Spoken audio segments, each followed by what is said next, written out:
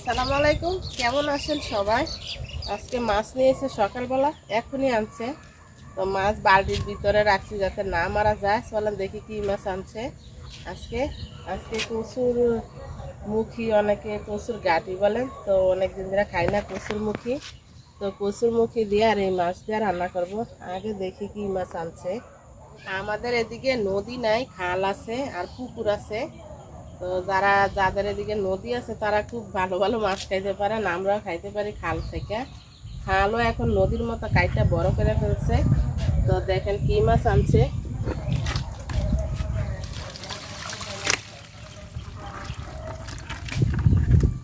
টাকি মাছ, কই মাছ, পুঁটি মাছ, সব মাছ মিলানো, তেলাপিয়া মাছ। মাছ একদম তাজা ছিল, 5 মিনিট হইব বালতিতে রাখছি, রাখার পরে সবগুলা মাছ মরে গেছে, একদম ফ্রেশ তাজা মাছ। আর আমার তাজা মাছ খাইতে সবারই ভাল লাগে, আমারও ভাল লাগে। মরা মাছ আমার একদমই পছন্দ না, মরা মাছ আমি ফালাই দিই, রান্না করি না আনলে বাজার থেকে। মাছগুলা কাইটা নিব খুব সুন্দর করে। কতগুলা মাছ দেখেন, মাশাআল্লাহ। এগুলো আমার একলা করতে করতে কত সময় দরকার। ছোট মাছ কিন্তু একা কাটতে ভাল লাগে না, সাথে আরেকজন মানুষ হইলে কাটতেও ভাল লাগে, সহজ হয় না। আমার এই মাছগুলো সব একাই কাটতে হইব।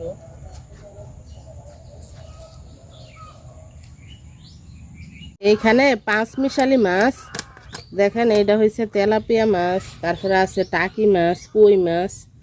হ্যাঁ, আর এই যে এই পাশে আছে দেখেন টাকি মাছ, কই মাছের বাচ্চা, অনেক পদের মাছ আছে, মলা মাছ আছে। এই যে এটা আবার কি মাছের পোনা জানি। তো খাল বিলের মাছ এরকমই, এখন বৃষ্টি হয় যে বৃষ্টিতে এই মাছ হয়, ছোট ছোট মাছ। অনেক যুদ্ধের পরে মাছ কাটা শেষ হয়েছে, মাছ কাটতে নিছি সবগুলা। অনেকগুলা ফালাইও দিছি, যেগুলো ছোট ছোট মাছ ছিল। মাছটি ধুয়ে নিব খুব সুন্দর করে, ছাই দিয়ে একবার কালো করে ফেলাইছি। দেখেন মাছগুলা খুব সুন্দর করে ধুয়ে নিব।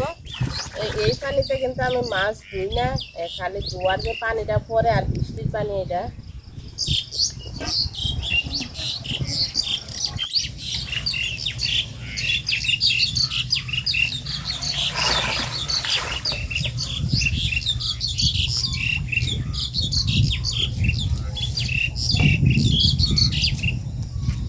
মাছ খুব সুন্দর করে ধুয়ে নিচ্ছি। এই যে কচু, গাঁটি কচু। তো অনেকে আবার কচুর মুখী বলেন, আবার অনেকে গাঁটি কচু বলেন। তো আমরা দুটাতেই বলি। আর এই গাঁটি কচু বিদেশে অনেক দাম, বাংলাদেশের প্রায় 500-600 টাকা কেজি এই কচুটা। এটা মনে হয় যে বাংলাদেশ থেকে যায়, এই জন্য এত দাম। তো আমি অনেক বছর খাই নাই এই কচুর, দাম হই না, বাজার থেকে আইসা পড়তাম। এত দাম দিয়ে এই কচুর গাঁটি খাওয়ার কোনো মানেই হয় না। আগে তো বাংলাদেশে 10 টাকা 20 টাকা কেজি ছিল, এখন তো বাংলাদেশেও দাম। কাইটা নেই কচুগুলা সুন্দর করে। এই যে এরকম ভাবে কাইটা নিব, একটু বড় বড় সাইজ করে। কাটাকাটি শেষ। তো কয়েকটা মরিচ ফেরে নিব আজকে, মরিচ আর রসুন বাটা দিব তরকারি, তার কিছু দিব না। কচু তরকারিতে বেশি করে রসুন দিতে হয়, এই মরিচটা জাল বেশি, কয়েকটা দিলে এগুলো পাইকে গেছে সব মরিচ। এই যে দেখেন কালো কালো মরিচ, আমার অনেক ভিডিওতে এই মরিচ গাছটা আছে। তো এই মরিচ গাছটা আমি লাইতে চাইছিলাম, কারণ এদিকে ফুল গাছের জন্য।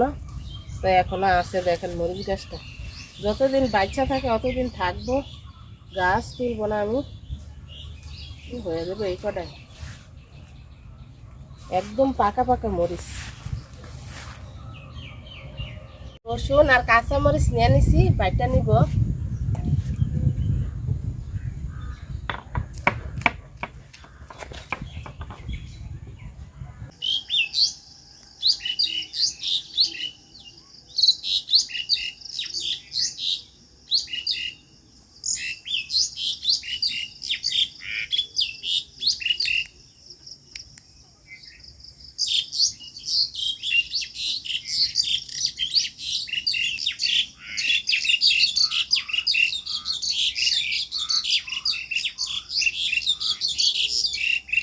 মরিচটা আর রসুনটা একদম মিহি করে বাটা নিচ্ছি।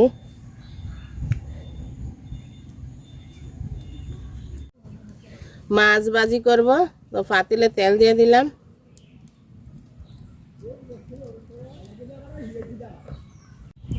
তো আগে বড় সাইজের মাছ ভাজা নিব।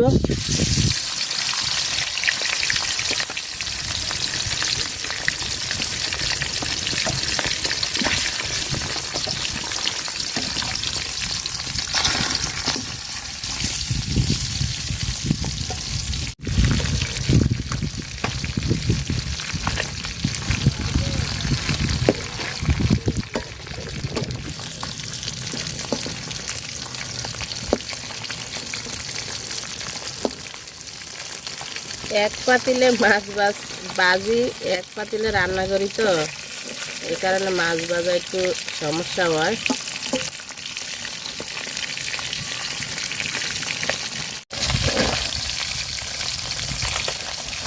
মাছগুলা খুব সুন্দর করে ভাজা নিচ্ছি।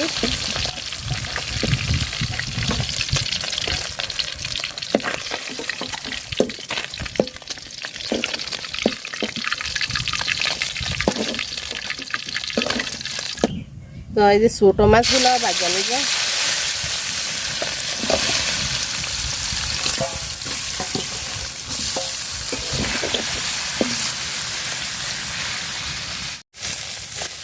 ছোট মাছগুলো কড়া করে ভাজা নিচ্ছি, তুলে নিলাম।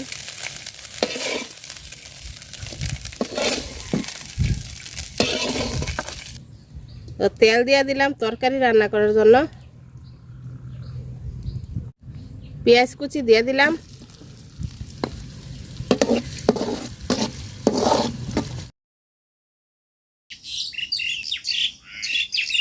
পেঁয়াজটা লাল লাল করে ভাজা নিচ্ছি, বাটা মশলাটা দিয়ে দিলাম।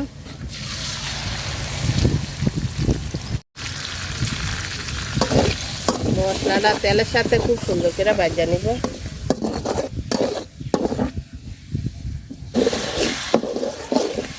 মশলাটা খুব সুন্দর করে ভাজা নিচ্ছি তেলের সাথে। একটু পানি দিয়ে দিলাম,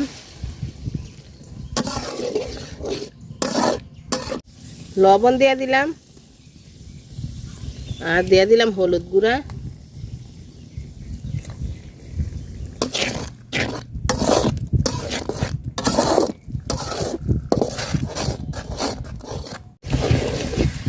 মশলাটা খুব সুন্দর করে কষায় নিছি। কচুটি দিয়ে দিলাম, গাটি কচুটি দিয়ে খুব সুন্দর করে কষায় নেব। কার কার গাটি কচু তরকারি পছন্দ কম একটু জানাইতে পারেন। আমার তো খুবই পছন্দ।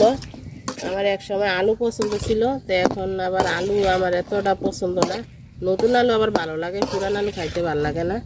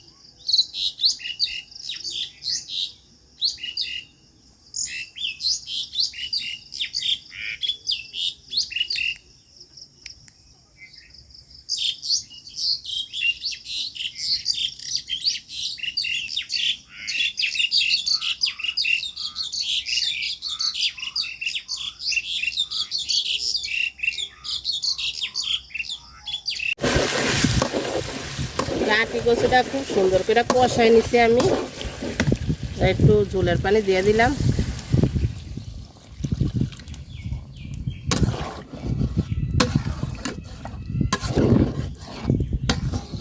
ঝোলের পানি অর্ধেক হয়ে গেছে, কচুও সিদ্ধ হয়ে গেছে, পুরোপুরি সিদ্ধ হয় না এখনো, মানে সিদ্ধ প্রায় হয়ে গেছে গা। তো এরপর যে আমি মাছ দিয়ে দিলাম, মাছের সাথে কচু আরও সিদ্ধ হয়ে দেব।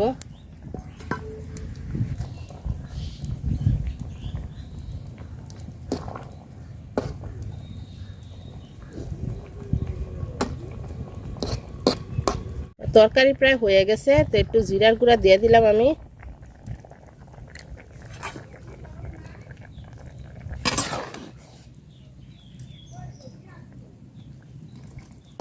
তো তরকারি হয়ে গেছে, নামাই নিলাম।